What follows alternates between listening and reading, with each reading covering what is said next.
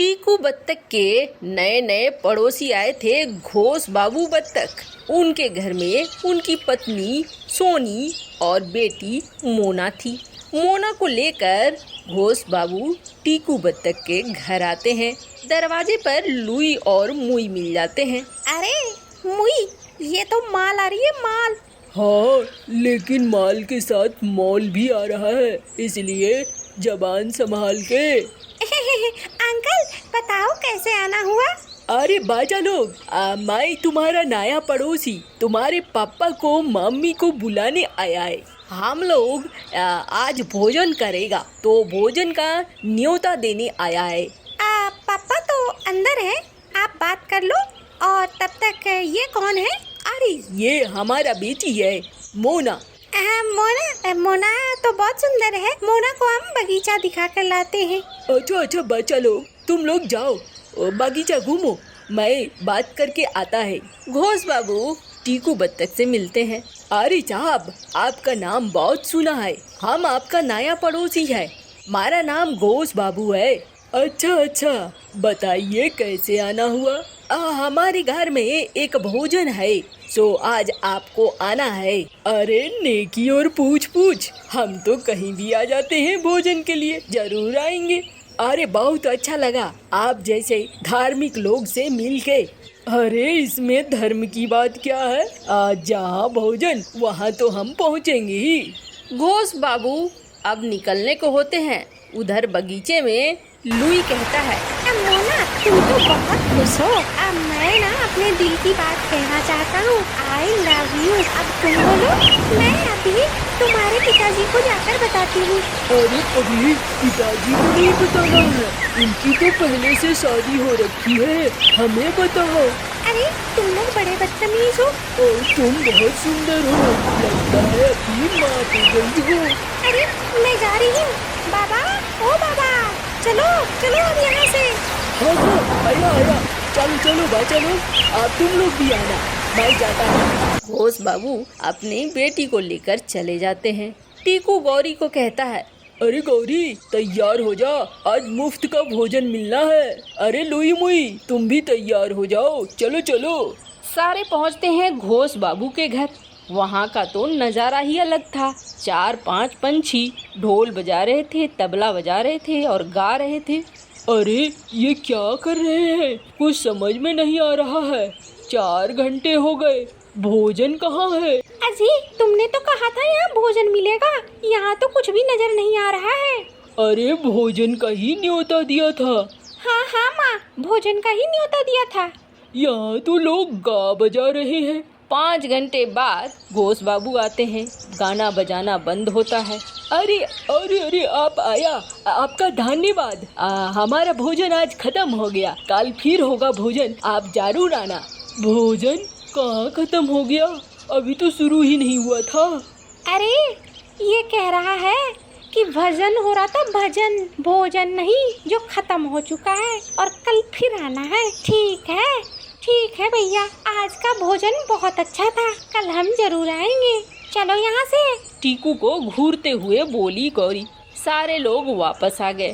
पिताजी देखो, आज ना मैं कुछ खाऊंगा, आप बढ़िया चीज बाजार से लेकर आओ। इतना देर तक आपने भूखा रखा और हमें कुछ भी नहीं मिला। हाँ जी, ला जाकर कुछ बढ़िया चीजें लेके आओ। हाँ जाता हूँ, मैंने तो काल बटोर लिया है। बाजार निकलता है टीकू और बाजार में मछलियाँ देखता है। मछलियों के बगल में एक चील ने लगाया था मांस का दुकान। अरे ये तो नई चील आई है लगता है, ये कौन है? बाजार में पहले कभी नहीं देखा इसे। टीकू वहाँ पहुँचता है। अरे चील, ये तुम बाजार में नई आई हो, तुम्हें तो पहले कभी नहीं देखा। देखो, लेना है तो लो, वरना यहाँ से निकलो। नई हो या पुरानी हो, उसका हिसाब किताब मत करो। मैं पिछले जंगल से आती हूँ, बेचकर यहाँ से जाती हूँ। अच्छा ठीक है, मुझे तो मछलियाँ चाहिए थी।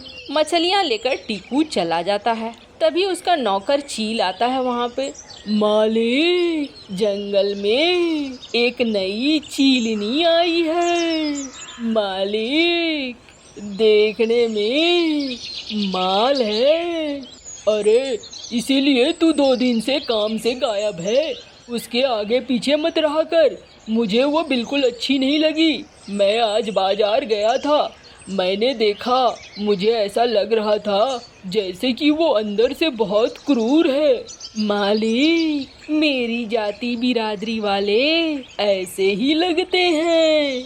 देख भाई, मेरा काम था तुझे समझाना, समझ जाए तो अच्छा, वरना किसी दिन तेरा तो कल्याण हो जाएगा, देख लेना। मालिक, इतने दिनों बाद मेरा घर बस रहा है, मुझे परेशान मत करो मालिक। अरे ठीक है, जाओ। चील बार बार उस चिलनी के दुकान पर आने लगा। सुनो, ऐसा करना ना, रात में आना, घर पे आना। अरे नेकी और पूछ आऊंगा, जरूर आऊंगा। अच्छा सुनो, आज मुझे ना चिड़िया खाने का मन कर रहा है, एक चिड़िया को पकड़कर जरूर लेते आना। अरे आऊंगा, जरूर आऊंगा। चील कहीं से एक मरी हुई चिड़िया उठाकर लेकर जाता है और उस चिलनी को देता है। अरे ये तो मरी हुई है, मरी हुई चिड़िया मैं नहीं खाती हूँ, मुझे जिंदा शिकार पसंद है। लेकर आ सकते हो तो आओ, वरना तुम्हारे लिए ये दरवाजा बंद है। अरे मैं लेके आऊंगा, जरूर आऊंगा। चील वापस जाता है और टुनटुनी से कहता है, अरे टुनटुनी, सुन रही हो, जरा जंगल के उस पार चलोगी क्या? अरे नहीं चील भैया, मैं नहीं जाऊंगी, मुझे बहुत काम है। टुनटुनी समझ जाती है चील के इरादे। आप किसी और को ले जाओ, आप टीकू भैया को ले जाओ। अरे मुझे रानू चिड़िया से बात करनी होगी। रानू के पास पहुंचता है चील। रानू, चलेगी क्या जंगल के उस पार? अरे नहीं, मैं नहीं जाऊंगी, मुझे बहुत काम है, तू मीनू मौसी से पूछ ले। अच्छा मीनू मौसी, चलोगी क्या जंगल के उस पार? नास पीते, तेरे पास तो काम धंधा है नहीं, बस दूसरों को भी यूं ही घुमाता रहेगा। फुकरा है तू, और दूसरों को भी फुकरा बनाएगा। चल निकल यहाँ से। थका हारा चील शाम को पहुंच जाता है। क्या हुआ, तुम किसी चिड़िया को नहीं लाए? अरे मुझे कोई चिड़िया मिली ही नहीं, जिंदा तो कहाँ से लाता। अच्छा कोई बात नहीं, चिड़िया नहीं मिली तो आज चील से ही काम चला लूंगी। अरे ये क्या बोल रही हो? अभी वो अपने असली रूप में आ जाती है। वो तो एक डायन चील थी। अरे बड़े दिनों के बाद मुझे खाने को मिला है एक चील। कितनी मुश्किल से तुझे फंसाया है, हाँ?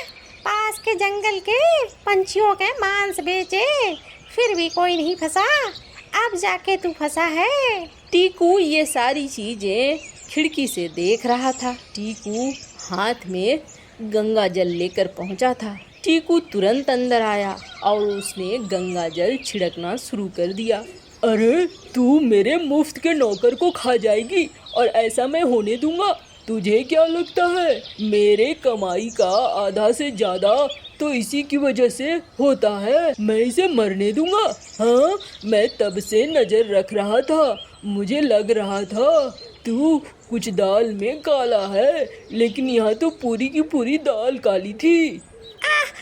मुझे छोड़ दो, अरे ये पानी और मत डालो, मैं मर जाऊंगी, मैं खत्म हो जाऊंगी। टीकू पूरा गंगा जल डाल देता है और वो चीलनी मर जाती है। मालिक, मालिक, आपने मुझे बचाया। मालिक, मैंने आपका नमक खाया है। हाँ, इसीलिए अब तू कुछ और खाने चला था, चल यहाँ से। टीकू चील को लेकर वहाँ से निकल जाता है।